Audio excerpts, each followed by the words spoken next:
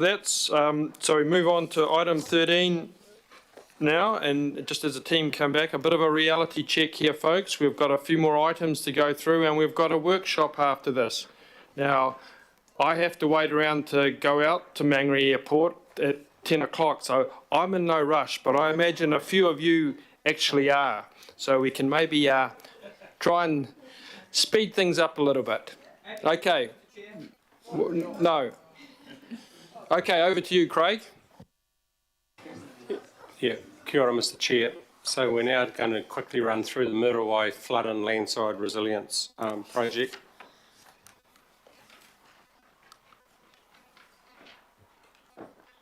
This is obviously focused on Muriwai, two areas that we're focusing on, Domain Crescent and Motutara Road. So in Domain Crescent, there are 4 properties that we'll be protecting from future landslips, and also taking the opportunity to upgrade the open side drains to increase stormwater capacity, and also installing sediment traps to improve the maintenance. And we're doing similar stormwater infrastructure works in Motutara Road as well. So that's just an example of what the structure may end up looking like. It's obviously heavyweight engineering to effectively protect the downstream properties from future land movement, as we know the area is inherently quite unstable. But the reason we brought this to this committee is that there are some land issues that will be required, private land issues that will be required to deal with in the confidential part of the agenda, because the actual project cost is not normally something we bring to the committee's attention being within staff DFA limits, but this does involve some specific property issues that need to be discussed under confidential. Kia ora. And once again, I think we've done a good job with engagement with local board, Te Kawerau-Maki, the community groups, the residents, obviously, and with Watercare and Auckland Transport as well. And we'll just leave it at that, and happy to answer any questions. Kia ora. Thanks, Craig. And this is a move by Rodney Rep, Greg Sayers, and seconded by the former Rodney District Council member Wayne Walker. And we've got a couple of quick questions from those two gentlemen. Greg. Thank you, Chair. Look, my question isn't specifically for Muriwai. Obviously, I'm going to support this, and thanks for the great work. And I agree with your engagement with all those different parties has been great. But the question is around, again, with the public listening in, and I should have asked it under the last item, but I'll take my opportunity now, and that's the fact that some of those other areas that you've touched on, Craig, that we're going to have to address going forward across Auckland, some of those might involve commercial land, or they could involve infrastructure, right? So the flooding actually takes out infrastructure, which affects the economy. And the one I'm thinking about is obviously State Highway 16 in Kemu. You know, they just brought that city to a grinding halt because you couldn't truck through it. So could you just elaborate a little bit more on those points? And is there a way forward? Can there be a way forward, or is there no hope on a way forward to try and address commercial and infrastructure in terms of getting funding from the Crown? Look, I think there is the opportunity. The Crown has just announced the new Infrastructure Resilience Fund. It talks about areas outside of metropolitan Auckland. So my first question is, are communities like Kemu part of metropolitan Auckland or not? Because under my definition, they certainly are not. Because we do have the opportunity to then look at a wider business case, because the current deal we've got with the Crown, as I understand it, and Mace will correct me if I'm wrong, is constrained to looking at residential properties and not commercial and industrial properties at risk, is a fundamental premise. That's correct, Councillor, what Craig says, but we can include the co-benefits and economic benefits for fast-moving goods, commercial land, lifelines, infrastructure is a co-benefit to these projects, and we will include that in the business case to Crown Infrastructure Partners. So Wairau Valley, for example, State Highway 16, State Highway 20 in the case of the previous item. But so co-benefits are really critical. Councillor Walker? But in a situation like Cumu, where there are some residential properties at risk, but there's also significant commercial, industrial at risk as well. One concept we've been thinking about is splitting that program up into different stages, where different stages could be delivered under different Crown programs, if you like, in order to facilitate an overall outcome. But we will be coming back with obviously more information on that. I think what I can commit to is the concept on a regular basis of just coming back and reporting across the portfolio as to where we're, and that could be done as part of the Recovery Office reporting, just an update as to where we're sitting with each of the geographies that we're looking at and emerging risks and challenges or whatever that we're working through, so that way we can bring everyone up to speed as we progress. Kia ora. Yep, I think that'd be useful. Councillor Walker? Sure, and you're right, Mr Chair, I have some familiarity as a long-time Rodney District Councillor, and I support all of the resilience measures that are underway here. But given that part of the problem are the issues that occur on-site, that is, on-site stormwater issues, overland flow paths, on-site sewage treatment, on-site water supply, is this project taking those issues into account to leverage the changes that are necessary there, particularly on these steep escarpments in Muriwai? So are we taking a comprehensive approach in respect of the Muriwai landslide and stormwater resilience exercise?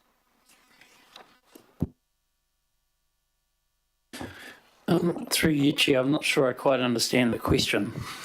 Could it be rephrased? Sure. So this is an item on Muriwai landslide and stormwater resilience. Much of the catchment is on private land, households.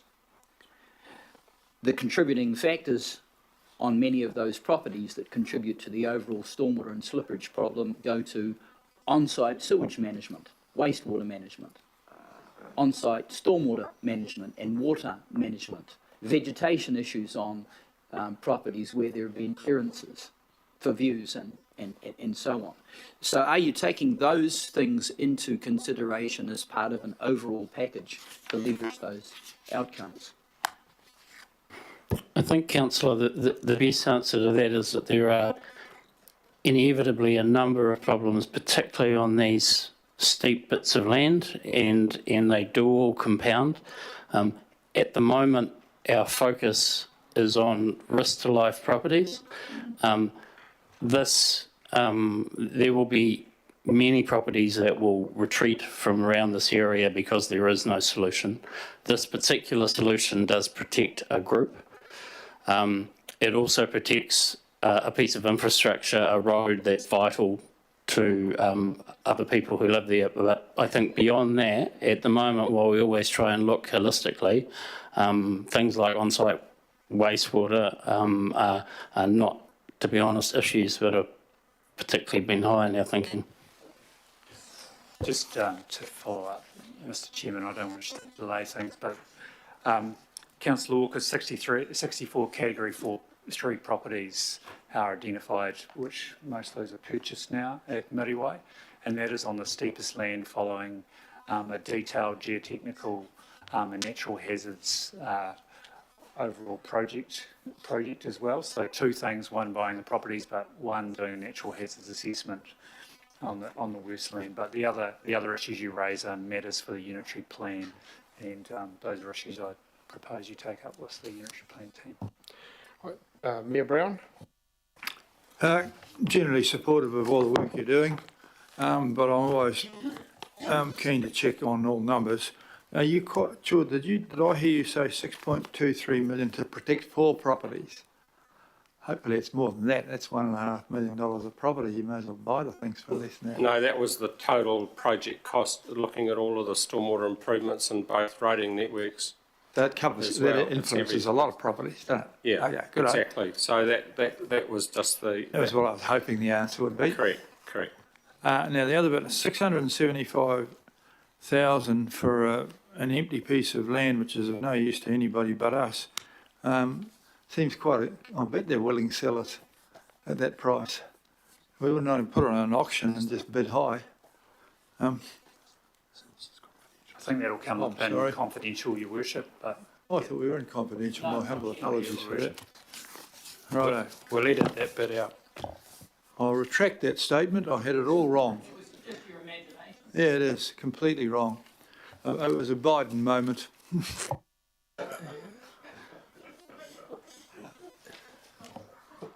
Councillor Turner?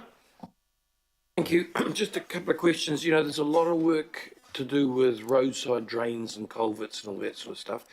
And there's a lot of complaint about those, the maintenance on those prior our storm problems. And there's a lot of confusion about what department actually manages some of that space.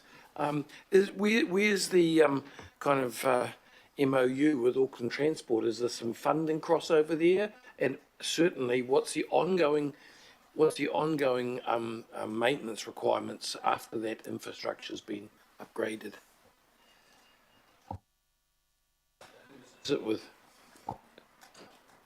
So in this specific example, we would take on, the Healthy Waters would effectively take on the responsibility for the infrastructure that we're creating. We would maintain that infrastructure going forward. This is created, it's really upgraded, isn't it? There's already roading infrastructure and road drainage there. Yeah, but I think the road drainage needs a significant enhancement. It's really one of these situations where we move from a rural setting into a semi, you know, as an area becomes urbanised, as you know, and things start to change around the utilisation of the land and the way that you treat the stormwater in those areas. And so we've taken the opportunity here to start to move to a more urban type solution in order to better manage things like sediment. Good, and I think anybody there is going to be happy with any sort of upgrading. They don't mind who pays, but then, so okay, you've got that under control, but going forward, this still is kind of like a bush living suburb like West Auckland.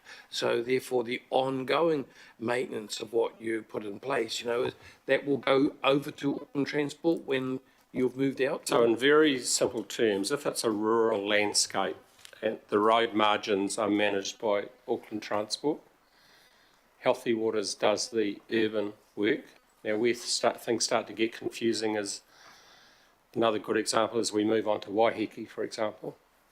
So when Healthy Waters started taking an interest in Waiheke because of the number of problems that were being generated by the stormwater and a lot of it related to roads and overland flow paths and the like, we found that we were starting to have to effectively retrofit more urban type stormwater solutions into Waiheke.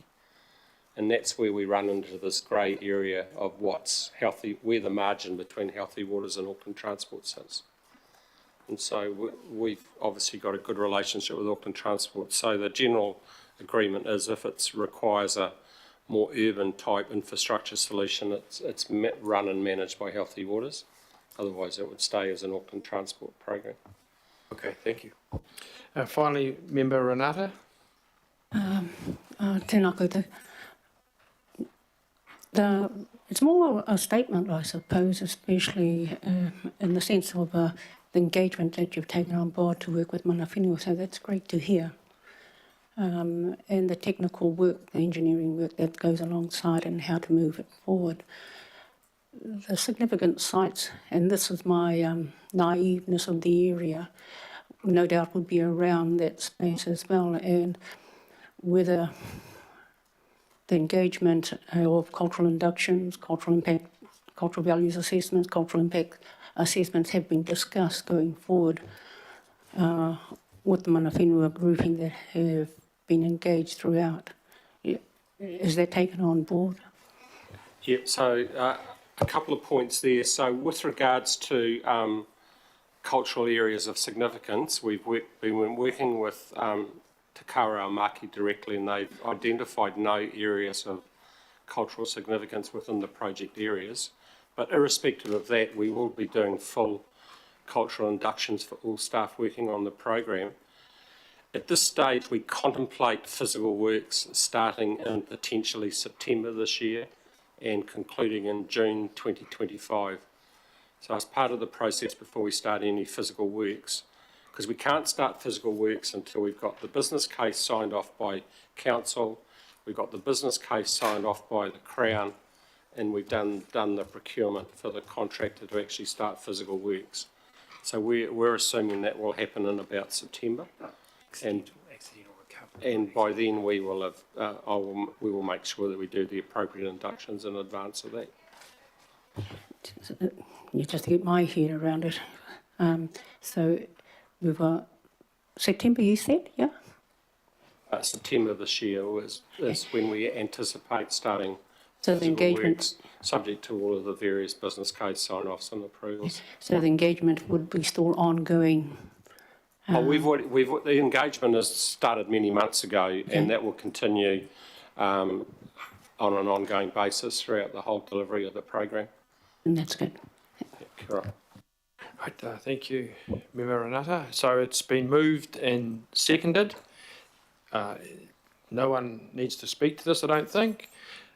All those in favour? Aye. Against? Carried. All right, thank you, gentlemen. And good news for people in Muriwai and Mangere there.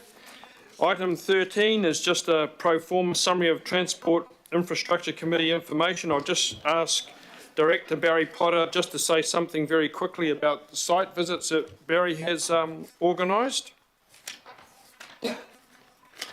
I'm happy to move the item while we wait. Yes, move. Okay. Away you go, Barry. I'll look very quickly. The invitations are going out tomorrow for a CRL site tour on the Thursday the 18th. It's in the morning. These are really hard to organise. Numbers are limited. First in, please. And there is unlikely to be another one soon after that. So to, pardon? 18th of July. Yep. And so invites go out. Reply quickly to Karen. She'll organise it and Karen's the boss. Eastern Busway, there's a site visit there on the 2nd of August, and that'll be included as well. Thanks very much for that, Barry, and certainly those, that site visit to the CRL is well worth seeing for anyone who hasn't been down there. So it's been moved and seconded. All those in favour? Chair, just before we move on, I just really want to acknowledge Barry. Barry has been passionate about the importance of site visits. He understands that we need often to understand the whole scale of a project in order that we can really do justice to it in a policy sense. And I know that he has pushed very much against the diaries that we all have that are not always willing in terms of these, but I really do want to take this chance to actually thank Barry very sincerely. Yeah, yes, thank you very much for doing that, Councillor Fletcher, because there's no small amount of effort involved, and for the people that go along, it's really worthwhile. Seeing is believing, as the old saying goes. So thank you again very much for that, for what you do there, Barry. It's really appreciated. Moved and seconded, and yes, all those in favour? Aye. Against? Carried. And there is no extraordinary business, so that brings us mercifully to item 15, which we go a procedural motion to exclude the public. Thank you, people that have sat through the business today. All the best. And that is because we're including the items that we had in public to do with the flood resilience projects, which we go into a bit more financial details. So that's moved by Councillor Fletcher and seconded by Councillor Turner. All those in favour? Against? Okay, carried. So we'll just give 5 minutes to clear the room, and then we'll go into those two confidential items, which we'll hopefully go through reasonably quickly. And then we've only got the workshop to do. So that's